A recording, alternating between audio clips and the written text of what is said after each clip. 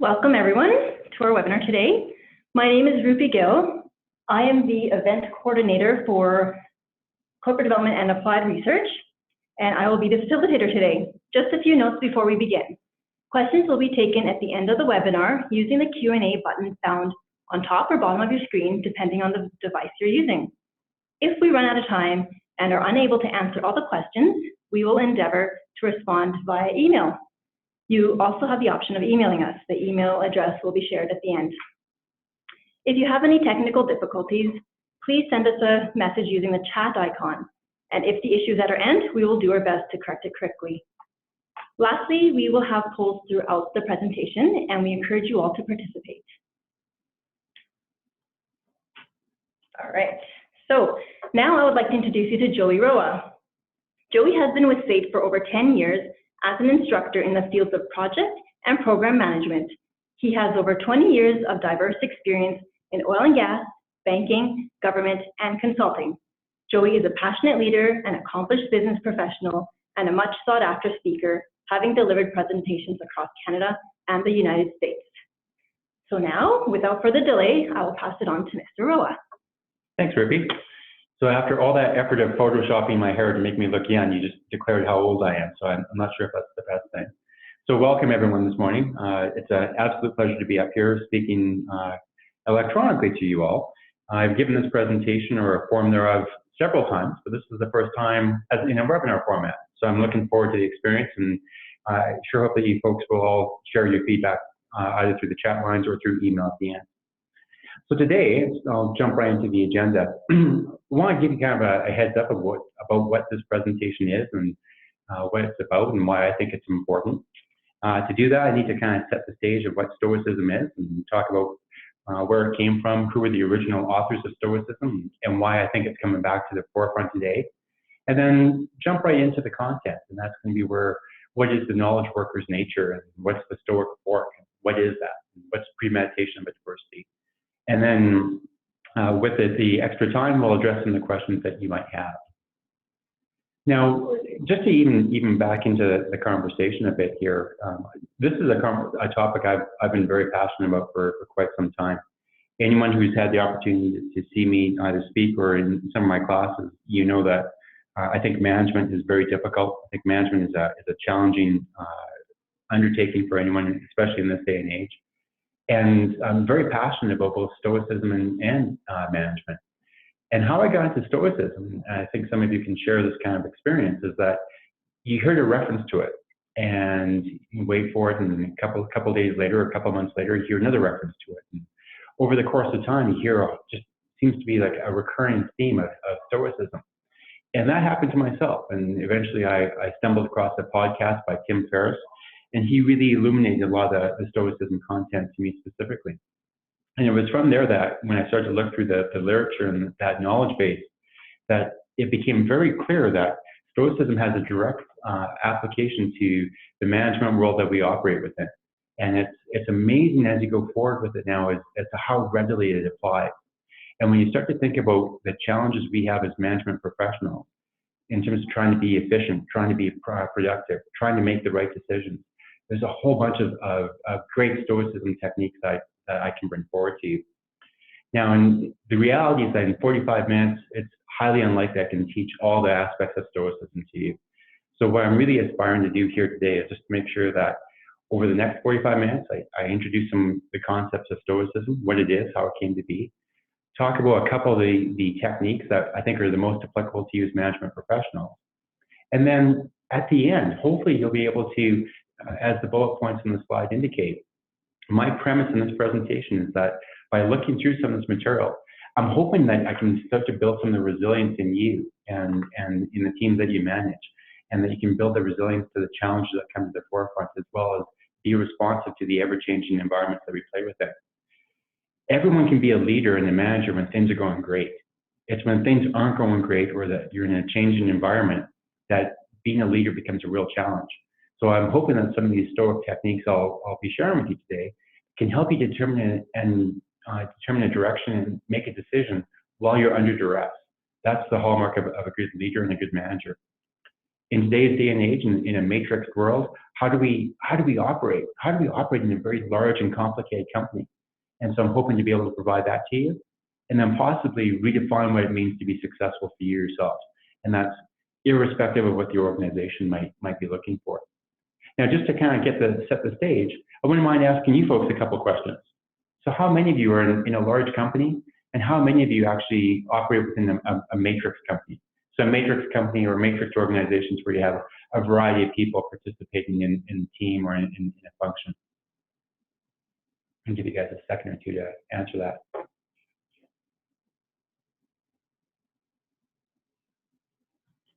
Excellent. Wow.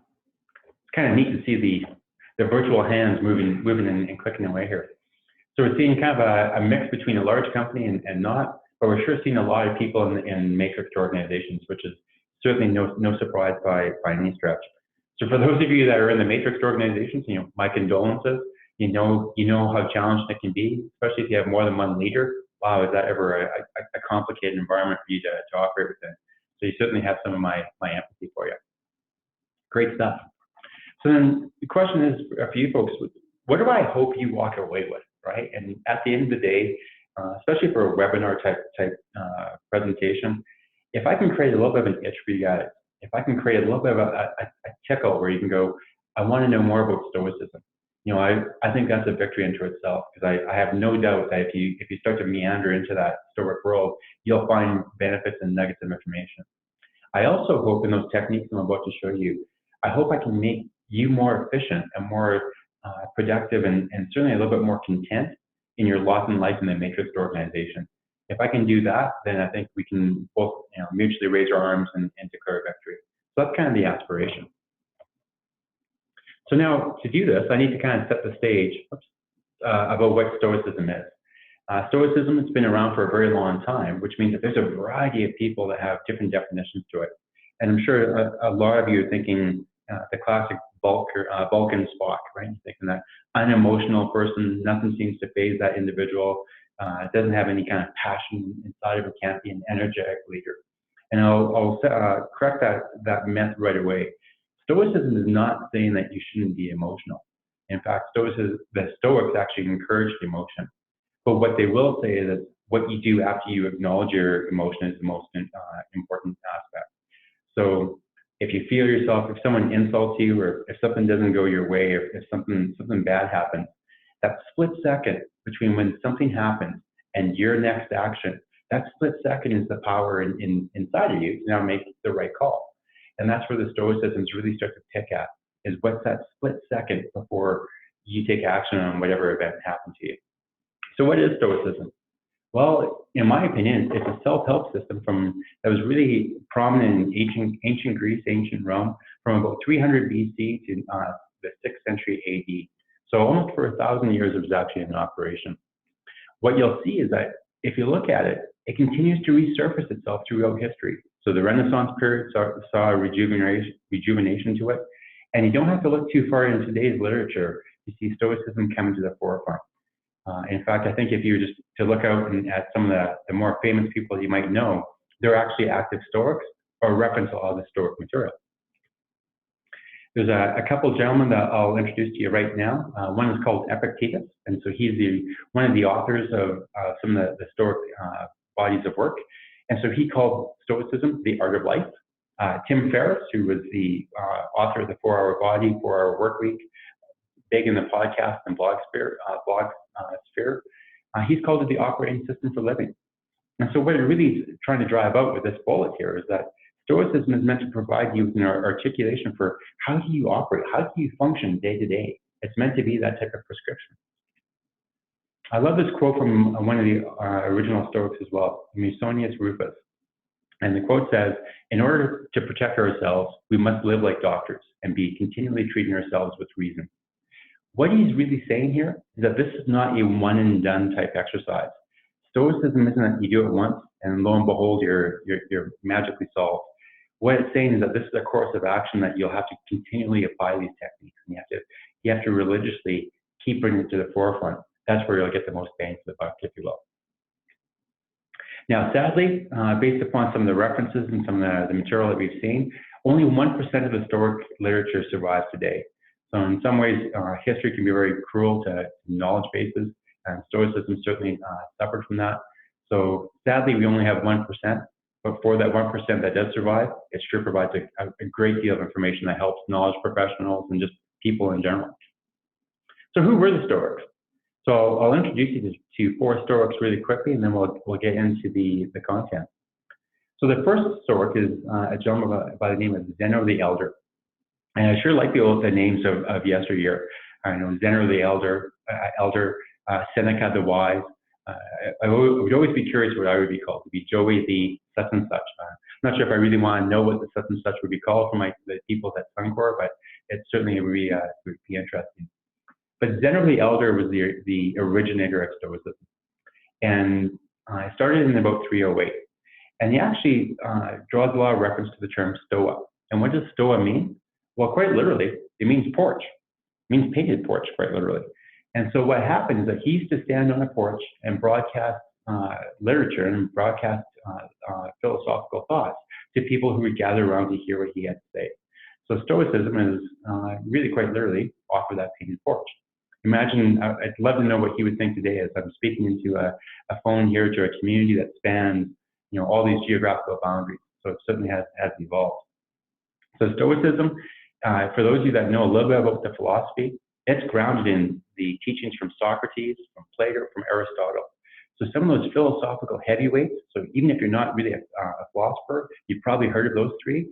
That's where Stoicism, a lot of the groundings came from. And so Zeno, he believed in living a life of virtue, and that man conquers the world by conquering himself. So what he's really saying here is by living virtuous, and I'll tell you more about that in a slide or two, you'll actually find a path to making the correct decisions, to being efficient, to being productive, but also to finding happiness. The next big Stoic is a gentleman by the name of Epictetus.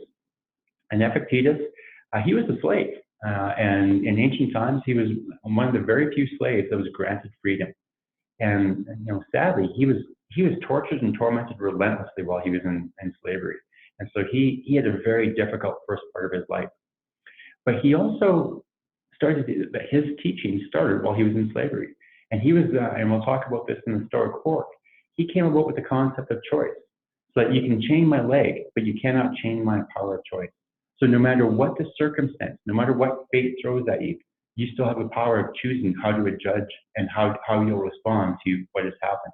And to him, that was the ultimate power. So he was famous for 2 of the big bodies of work that exist today in Stoicism. Highly encourage you to take a look at those books. One's called the Manual, and the other one's called Discourses. And so he, in a fashion similar to Zeno, would speak to large audiences. So it was a one-to-many type broadcast. Next is a gentleman by the name of Seneca. So he was a Roman senator, very, very well known. He was a playwright, very wealthy, very, very powerful unto himself. He was known as a mentor to many of the emperors. And so one mentor relationship was with the Emperor Nero. And Nero was a megalomaniac. He had a tremendous ego. And with some of the successes that Nero was having, people were whispering, saying that that's not Nero speaking, that's Seneca in the background guiding Nero. And so Nero, in a fit of jealousy, said, you know what, Seneca? I want to show the world that not only am I powerful, but all my knowledge is my own. So he ordered Seneca's suicide, to which he followed. So if you want to talk about some of the mentor relationships that you have now, well, it sure was different back then. Imagine being able to mentor someone and have that person eventually be the author of your death.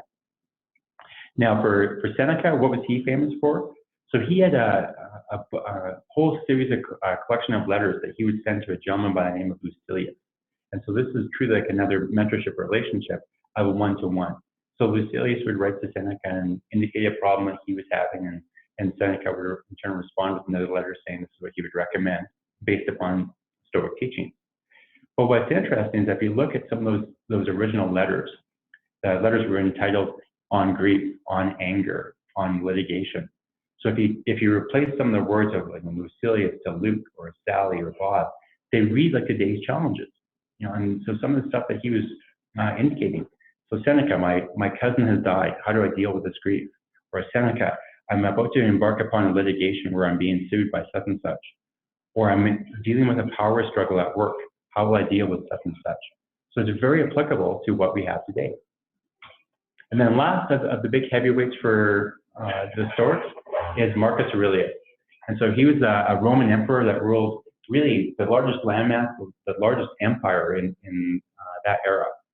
And some of you will recognize that name from the movie 300, where he was that Roman emperor in that time period. Anyone who's a study of history will recognize that Marcus Aurelius was often looked upon as the last great benevolent leader. So his populace really loved him. He was looked upon as someone being very generous, very true to the leadership of that empire. What's funny is that he actually didn't like people. Right? So you have Marcus Aurelius, he was a classic introvert, didn't like people, but you have him being the most powerful emperor in that time period. And so how he chose to deal with the challenges that would come with being that type of leader was that he would reflect in meditations or in nightly journals to himself some of the Stoic teachings. And so he would, as an example, before the day would start, he would write down in his journal all the challenges he's expecting for himself in that day. That he's going to be having meetings with such and such, and that person's a braggart, or that person is arrogant, or that person's difficult. So he would predict some of those, how those conversations would go, and how those Stoic teachings would help. So what's interesting is that 1% of the literature that survives, you have the Epictetus, which would be a one-to-many type broadcast, kind of like we're doing today.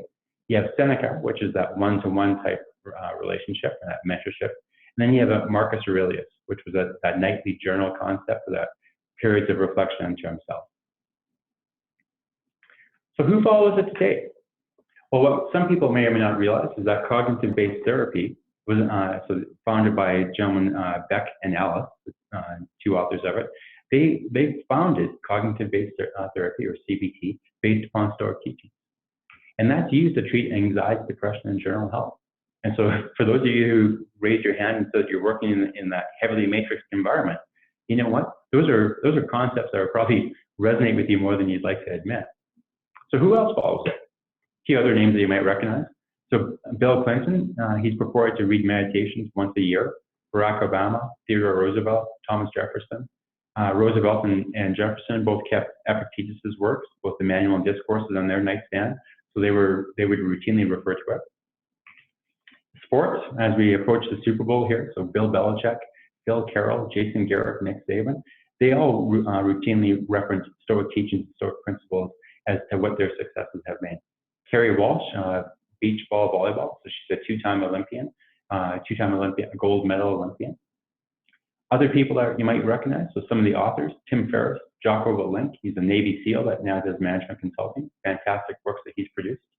Ryan Holiday, J.K. Rowling for the Potter rights out there, Robert Greene, Neil Strauss. A few others that you might not recognize. Susan Fowler, so this speaks to the currency of how recent Stoic teachings are in the forefront here. For those of you that don't recognize the name Susan Fowler, she was the executive that brought down the Uber leadership for sexual harassment. And if you Google her name, Susan Fowler, and you look at the story that she went through, it was a tremendously challenging and stressful period as she went to battle with that Uber executive. And yet she was successful, and she cites that she went to Stoic teachings to help her through those tough times. LL Cool J, a little bit of a surprise there, Ralph Waldo Emerson, Schwarzenegger, Jack Dorsey, a whole bunch of people that bring that forward. But why? So why is it coming back to that forefront? And so a few slides or a few bullet points I'm about to show you here. I'm not fussed on whatever your religious denomination is or wherever your choices are. These are just some of the beliefs I have for why it's coming back. Is that our historical shields, so the stuff that we relied upon to guide us, they're losing effectiveness. So the family unit. So we have 50% divorce rate, second marriages, 70% divorce rate. Right around the time of December where I was giving this presentation, it came out that 28% of households in the U.S. have single people living there in that household. So that's the highest number ever. So the family unit certainly isn't what it used to be. How about the state and politics? Well, you got Donald Trump, you got Putin, you got Trudeau, you got all those leaders of nations and states. I'm not sure if we would look upon them as being the role models that we want them to be. for our children. How about religion? Well, whether it's Catholicism, Muslim, all those religions that we typically relied upon to guide us in terms of what's right, what's wrong, how to act. Well, those have fallen upon tough times themselves. So who is a role model for ourselves to live by? And who's a role model that we point our children towards? For myself specifically, I wouldn't want my daughter to follow in Kim Kardashian's footsteps. And I don't think I would want any of my sons to follow Terrell Owens or some of those, the movie stars or rock stars or sports celebrities. And if you look no further than the self-help section of bookstores, boy, people are looking for guidance. Enter Stoicism. So Stoicism was built in hard times. So Epictetus the slave, Marcus Aurelius, that leader of an incredibly powerful nation that was in a constant state of war and dealing with poverty. Seneca, in dealing with a very difficult political climate, and a Roman senator, where if you're on the wrong side of a political battle, not only would you get killed, your family would be executed. So tremendous stresses and political shenanigans going on. Cato, I skipped over him. He had a political battle with none other than Julius Caesar. So Stoicism was built to guide these individuals in the most difficult and complicated times. Stoicism was also built for globalization. So when the original teachings of Stoicism define what cosmopolitan means. And so it recognized that you have to exist within the context of yourself, your company, or the city that you operate within, and then mankind as a whole. And the last point here is perhaps the most important, is that Stoicism was developed and built and written to be understood by the masses. So it wasn't the philosophical or the educated elite. It was meant to be used and understood by the everyday man. So then you have to ask yourself, what's your environment, whether it's at work or at school? How does that relate to some of the stuff that these individuals have had to deal with, right? So let's get to it. So, but just out of curiosity, as we start to link back to some of the concepts of modern management thinking and management practices, how many of you have actually have an approach to either traditional project management or agile project management, lean management? How many of you are either familiar with this or your organization is embarking upon some of those?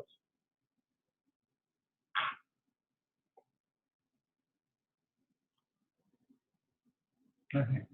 A lot of project management. So the project manager in me, my heart's skipping a beat as I see that number jump up. Agile, lean, certainly in there. Some stuff on design thinking, awesome, fantastic, that's great. Operational excellence.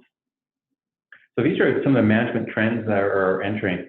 And what I think you'll find is that as we start to look through some of the techniques that we're about to jump into, that the way of being efficient, and when you start to think about lean, taking out waste, project management and agile management, how do you operate and move forward? You'll see that I think there's a really good tie to how Stoic thoughts are and about how we bring that forward. A key piece that I'm trying to bring out here is that by making the right decision allows you to be the most effective. By minimizing the rework that you have to do, or chasing the noise in the system, or chasing the stuff that isn't that important, that allows you to maximize that effectiveness in there.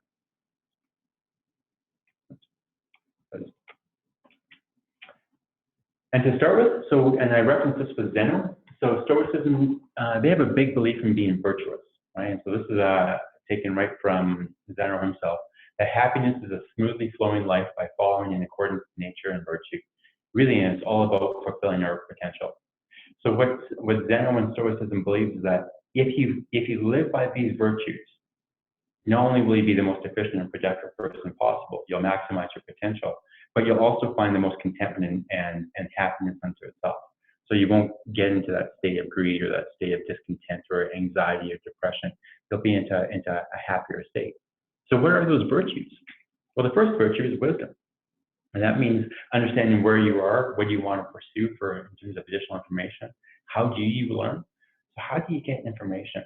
So to kind of ground this, so a lot of the actions and decisions that you make, whether it's in the organization, with the team that you're leading, or as an individual contributor unto yourself, how are you actually gleaning and gaining wisdom, trying to get yourself better in that regard? The next piece, and this is the typical Stoic thought, is how do you have self-controlled desires? So once again, it's not bad to have greed come up, or it's not bad to feel jealousy. It's not bad to feel anger. It's what you do next after you feel that emotion. And so the cardinal virtues is just to recognize that you'll have those desires and those passions, as they call them, and that if you pursue them, you become a slave to them. But if you just acknowledge them and then set them aside, is that you can make the right decisions. And so when you think about the decisions that you have in the corporate workplace or in the school workplace, why are you making that decision? Is it to pursue something that is noble, or is it to pursue something that maybe is only temporary and fleeting? So are you trying to help yourself from a greed standpoint, or are you trying to do something that is actually going to be more benevolent and more what your nature would be? The next piece here is courage. Some of these decisions, Stoicism is difficult. It does have some tremendous benefit to you, but it's difficult. So you have to have both that mental and physical resilience and willpower. That when you acknowledge that this person's insulted me, or things have not turned out how I had hoped, that's life. Fate will deal you a hand. And so now, how do you actually have that courage to respond appropriately and correctly to that? And then the last one on here is justice. So these are the four virtues. Justice being that, are you pursuing things with the right intentions? Are you actually taking in the judgments in and making the right call? Judgments being that when something happens, is the intention and outcome. And I'll speak to that in a second.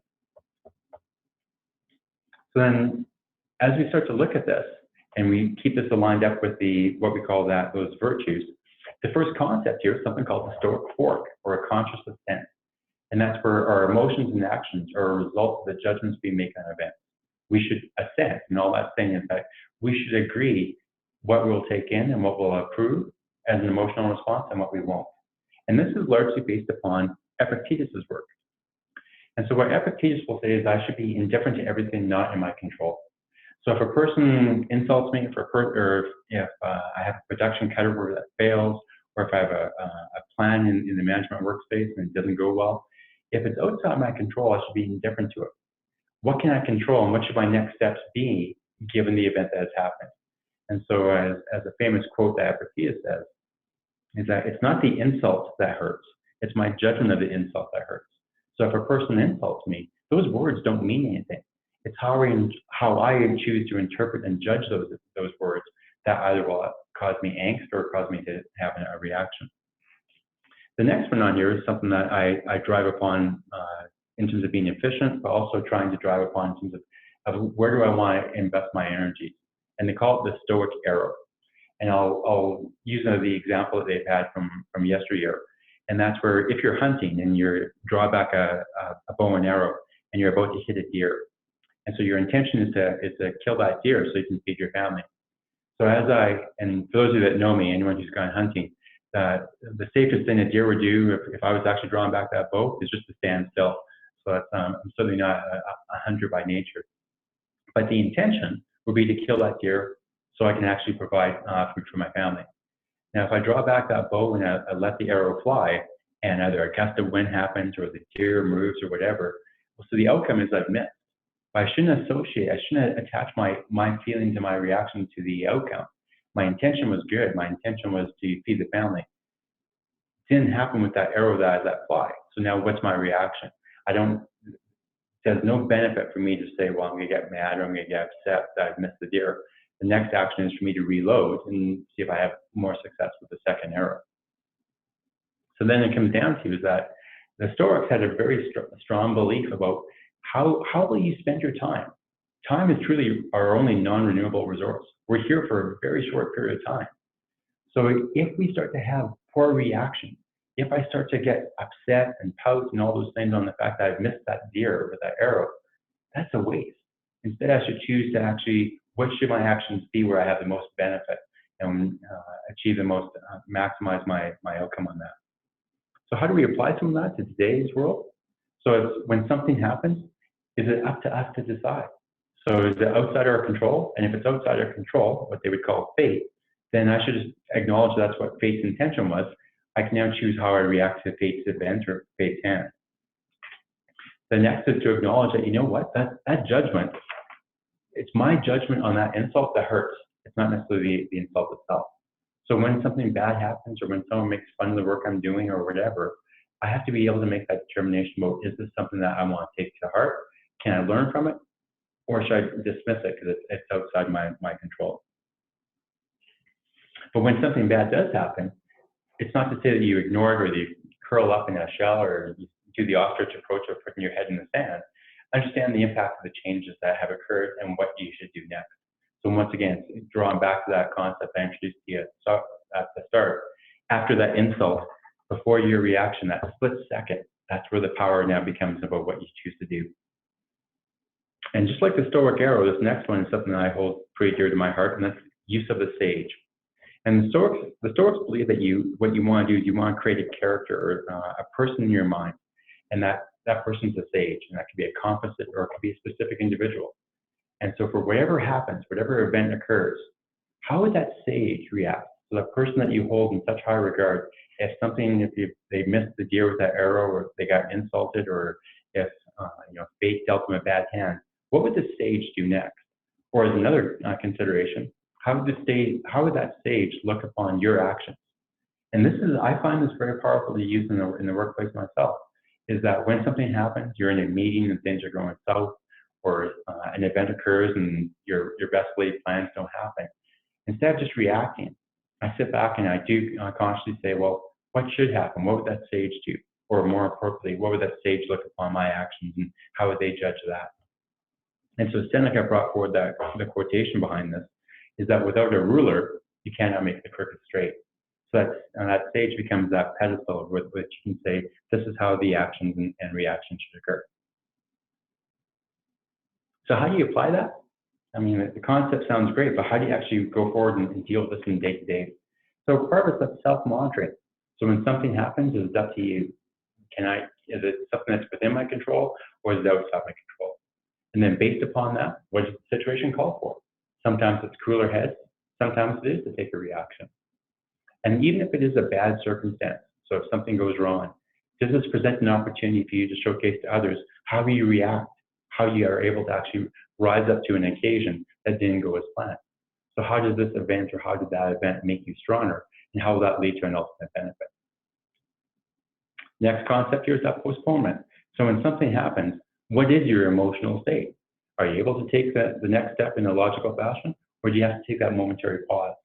And depending on the circumstance, maybe you have to remove yourself from the circumstance for a moment, for a day, for whatever, and then you return to it. This next one is from Marcus Aurelius. He used to call it take a walk amongst the stars. And what that is, it's also a way of depersonalizing or making sure that you're taking an objective response.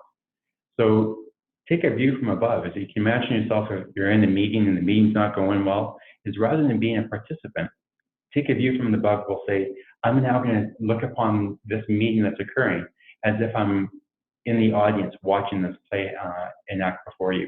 And you can get to see, how does this sit within all the players that are participating? What should happen? What's happening that maybe isn't the most professional? So how can you actually use that as what should be the next best step, as opposed to the most reactive type step? And then the last one is challenge your assessment, challenge your judgment of the event. Are the events and judgments really that important? More often than not, we react to things that aren't that important. We react to insults that really don't have a long-term impact on us. So are our judgments important, and are they objective? That sage, bringing forward again, that whole concept. And last but not least, in this case here for the Stoic fork, is don't be attached to the outcome. Very rarely do we actually intend something bad to happen. The intention is usually noble. So go back, reload the arrow, and try again based upon what you've learned. So examples of this, and these are near and dear to my heart. So personal attacks on your team or the team's hard work that might be minimized. You make a mistake, such as not including someone in communication. So you send an email out to 20 people, but you miss one individual. And that one individual feels completely ostracized, as if it was a personal attack, a giant conspiracy. A client rejects a work product that you produce. So you put a lot of effort in, and lo and behold, they didn't like it. And you have a retrospective. So you've gone through an agile sprint or a project management effort, and you're looking backwards to see what you can glean from it, and now it becomes a blame game. So how would you deal with that? So acknowledge that if someone's attacking you, can acknowledge your emotion, but make sure that you're getting the right response. Feedback given to you is a gift. Now, the manner with which the feedback is given to you could be harsh, could be cruel, but if you're getting the information, that you need, then that's a good thing into itself. Take a walk amongst the stars, right? So distancing yourself from the equation. This next one is a great quote from Epictetus, and this is something I shared with my daughter not too long ago. I have a 9-year-old, for those of you that know me. She was having an issue with a school colleague. So Epictetus would say, if evil be spoke of you and it be true, correct yourself. And if it's a lie, then laugh at it. So all they're saying here is that no matter how harsh the words are, if it's true, then fix it. And if it's not true, then that's not in your control to gauge what that person is doing, but just dismiss it, laugh at it. And then the last one on here, and in this day and age, there certainly is a big push on mindfulness and presence. And this is something that the Stoics bring forward as well, so to accurately assess and judge the event that's occurring. So to let one's mind go lax is in effect to lose it. And that's from one of the ancient Stoics as well as Reformers. So once again, just making sure that are you present to the situation and are you reacting accordingly. And the last technique that we'll talk about today is the premeditation of adversity. And that's really something that some people, they tend to look at things with only the rose-colored glasses. They only see the best possible outcome, even if that best possible outcome doesn't have a big probability of actually occurring. So premeditation of adversity, what that's starting to say here is imagine that the most feared scenarios could occur. So if you're making a project plan, if you're actually conducting a meeting, doing a presentation, imagine the worst possible scenarios and imagine that they're happening right now, right this moment. What would you do? How would you react? And so what this is meant to actually start to reflect then is that you build resilience. You build yourself in yourself resilience by thinking about what your responses will be to those circumstances. So instead of going into the scenario or the event, hoping for the best, and if something happens and you're completely caught off guard, you've now thought about what your responses will be. So think of all the times that you've gone into a meeting where you know that the meeting could be tense or could be difficult. Are you actually rehearsing in your mind what that other individual might say and how you'll respond? Are you going to get mad at their anger, or in terms of will you remain objective and will you be unemotional to their attacks on you? Next piece about this, and Mark Twain had a great quote, is that he's lost many a night's sleep by worrying about materials that have never come forward. So worrying about the future causes more pain than the actual event. And this is, an easy example of this is think about the times that you've had a meeting coming up where you have to have an interaction with someone, and for the 2 or 3 days in advance, you lose sleep, you fret about it. It seems to be just all-consuming of your thoughts and intention. And then the meeting actually occurs, and you know what? There's a non-event. That tension that you had expected and that you thought would be so bad, it didn't even rise up a bit. So we worry about these events, and they're not even that material when they actually occur. So part of this now is to imagine that event occurring, and then not just worrying about it, how will you respond? And that allows your mind to kind of put that concern to the wayside. The last piece here, and this is from Seneca, is that project our thoughts ahead and imagine every possible and every conceivable setback to it. So what are the management techniques to this in this day and age? And once again, whether it's project management, agile, operational excellence, all these are grounded in these basic concepts that reinforce premeditation of adversity. Risk management is thinking about the bad things that might happen. Contingencies. So if those things happen, what will be your contingency strategy? What are the alternatives? If you're worried about something, what are the alternatives that you have before that event even occurs? And then if that event does occur, what are the various responses and alternatives that you might have? The very essence of planning. Those management techniques that we spoke about at the start, whether it's lean, design thinking, operational excellence, agile, and project management, those are all about planning and trying to address unforeseen circumstances or uncertainties to make sure that you actually have the most efficient and productive path forward. So the essence of planning is a practice of premeditation of adversity. Backup plans. If you are trying something and it does start to go south, what will you do? So, and that can be everything from a project management plan. If you try and you're interviewing a candidate and it's not working, if you applying for a job and you've only applied to one job, well, what happens if that one job doesn't work? What's your backup plan towards that? So examples of this, and this again, I'm sure some of you can resonate with this more than others, but you're concerned about a meeting with so-and-so, and it's a tense topic, right? It just seems to be all-consuming of your thoughts. You have to dismiss someone or shut down a project. Horrible, horrible circumstance. I hope no one on the phone here has to deal with that, but difficult circumstances. So how will that go? How will you play it out? You have to make a decision, and no matter what decision you make, the outcome will be negative. You're now dealing with degrees of negativity. If I do this, some bad things happen. If I do that, other bad things happen. How will you make that decision? Others are talking about you. It amazes me in my travels, whether it's at SAIT or Suncor or the other professions I've been at, that we spend so much time worrying about others that are talking about us. And we worry about the brand reputation or some of the, I'll say that the frivolous things as opposed to worrying about the work at hand. So we worry more about that impression than the actual work product itself. So the Stoic technique, for those outcomes, what is the worst thing that happens? So if you go into that very tense meeting, what's the worst thing that can happen? And is it really that bad? Write down what your response should be. So this is a meditation technique, right, from Marcus Aurelius. It's very popular now in the form of journaling. When you're worried about something, take the time, 5-10 minutes, take a pen out and just express your thoughts on there. What will happen? So when you're meeting with that individual who's very difficult, what will your response be to some of the outcomes or some of the actions that person's throwing at you? Start each day with a summary of the difficulties ahead. So it's forcing yourself to think about what might go wrong, what might be a challenge to what you're about to undertake. And then rehearse those upcoming difficult conversations and meetings. And how will you respond if it's happening right then and there? And then if all else fails, remember, this mortal life endures but a moment, and I'm not encouraging mortality, but even if you're going into a meeting and the meeting's going to be a very difficult or tense meeting, or it's a horrible meeting, it's probably 30 or 60 minutes in your day. And it's 1 day out of 7 days for that week. And it's 1 week out of 4 weeks in that month. So that 30 or 60-minute meeting in the context of a year, in the context of 5 years, is it really that important? And for you, is that how you choose to invest all the emotional and intellectual energy worrying about that? So this is taken right from the cognitive-based therapy, which is, again, grounded on Stoicism. So by thinking about this, what's the purpose of doing so? So how do you get, what's the benefit, what's the efficiency opportunities on this? So the benefit of going through the premeditation of adversity is something they call habituation. It dulls the negative effect. So if you practice those responses, all of a sudden those responses are not that difficult to go through. Catastrophizing, sorry about that. What that's saying is that sometimes we worry about this outcome, and the outcome's pretty minor. So if the worst case that you're imagining, is it really that bad? The coping skills, so you're practicing that fire drill. So if something bad happens, what will you say? What will you do?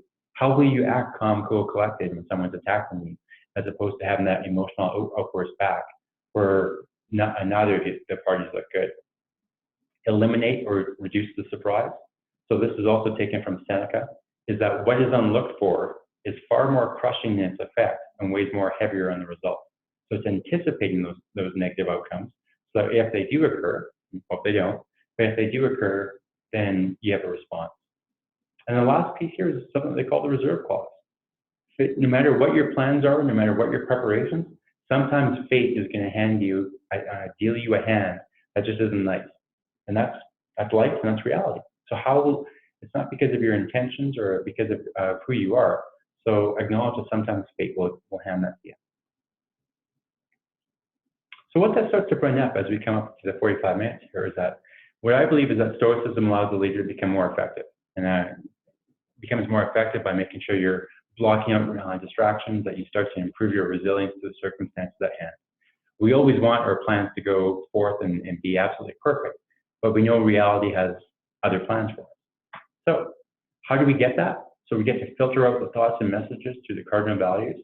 This allows us to make sure that we're being efficient and productive by making the most appropriate decisions and taking the most appropriate action. Next is that in terms of understanding what should we focus on? What is the best next step?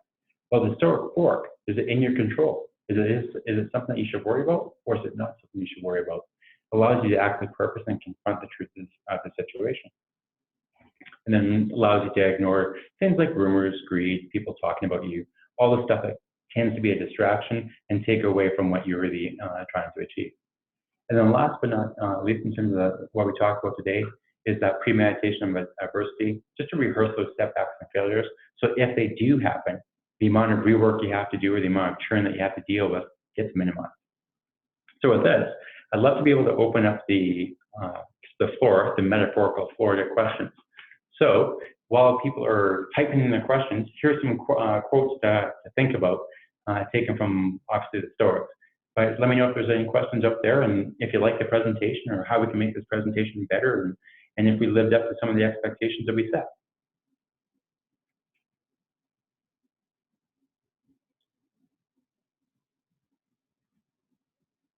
All right.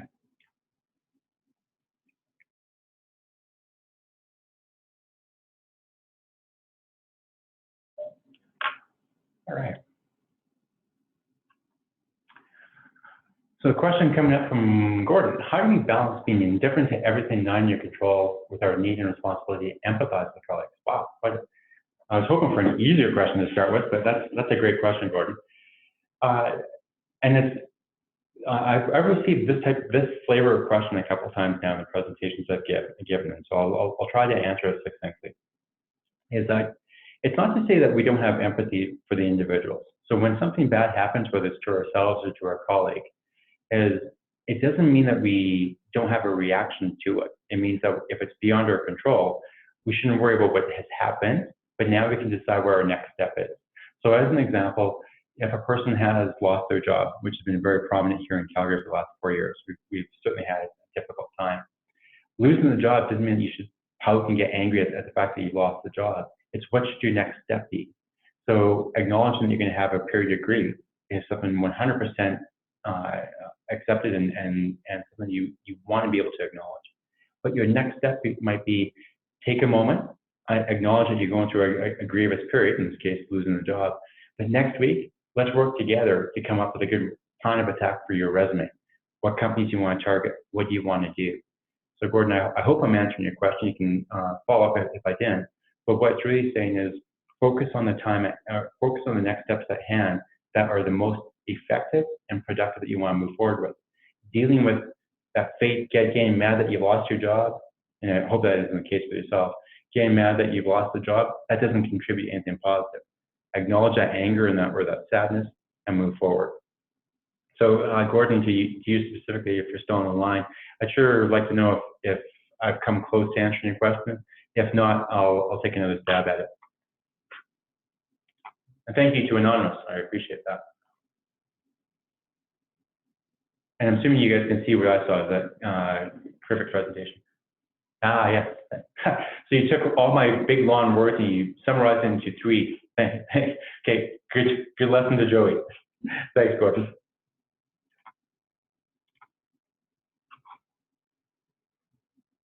All right. How does premeditation of adversity build motivation to act? Ooh, also a good question. And to Cassandra, I think it's the Cassandra I know. Will we get a copy of the presentation? To everyone but you. No, of course, we will happily get you a copy of the presentation. So how does premeditation of adversity build motivation to act? Ah, yes. So how I would look upon that question, Mr. Anonymous or Mrs. Anonymous, is that what it starts to allow for is that when you start to think about all the things that could go wrong, and if they're happening in that circumstance, what I hope it will allow for is really, I'll take this in 2 directions. The first direction is that it should allow you to be motivated that even if you're dealing with something that's uncertain or tenuous or that you're worried about, this allows you to approach that circumstance with confidence. That you've thought about the positive, great, but you've also thought about what can go wrong. And then if something does go wrong, that you're equipped and able to react to it. So I hope that's one piece. The second piece is I would also hope that it allows you that depending on what you're rehearsing that can go wrong, it might allow you to put contingency plans in place. So if you're really worried about something going south, maybe you bring in support in the form of whatever, additional resources, additional planning, whatever that case might be. So the 2 things is I hope that motivation to act gives you the confidence to move forward because you thought about the positive, but you thought about the negative, and it also might yield out some additional steps you want to take before that meeting or before that event happens. So same as with Gordon, Mr. and Mrs. Anonymous. If you can let me know if I've hit the mark on the question, that'd be fantastic. And Teresa, you must type 1,000 words a second. You mentioned at one point that with the lack of religion or teachers within the home became unpopular. And Alan Bloom mentioned, that the closing of the American mind. Awesome reference. That this is a huge problem in society, yeah, and we are losing the teachers. Brilliant point. Who do you recommend within Stoicism? Oh, wow. What an awesome, Teresa, I would metaphorically hug you if you were here. What a great question. Who do I recommend? Wow, there's some great teachers out there. And it kind of depends. I certainly recommend the original Stoics, and some of their literature is, I'll say, relatively easy to find, sometimes tough to digest. But the four of Seneca and Marcus Aurelius and Epictetus, great teachings. Other ones, though, that I would certainly look at is there's a gentleman by the name of David Robertson, and we'll type this up and get this posted out there. David Robertson called, the title eludes me, but the Art of Happiness, I do believe is the title, and Stoicism and Happiness as a secondary title. So David Robertson, awesome author. Ryan Holiday's books have been great. I've really found them very, very good. And so Ryan Holiday has a couple that are out there. One, he has something called the Daily Stoic, which is kind of a reminder of daily teachings. So you think of it almost like a daily journal, and you look at that and each day and kind of ground you in some Stoic principles. And he also has another book out there called The Obstacle. The Obstacle is the Way. And it just tells you that when you have those obstacles, the obstacles are actually your path to success. So those are two great teachings. Selfishly, I also look at Tim Ferriss. For those of you familiar with him, he routinely cites Seneca for his success, and he's had a lot of success. But he has some great books out there, everything from The Tribe of Mentors to some of the other more recent books that he's published. Fantastic items. Highly recommend them. So Bill, another interesting quote. Very little is needed to make a happy life. Fantastic, thank you. Great quote. And that's absolutely true.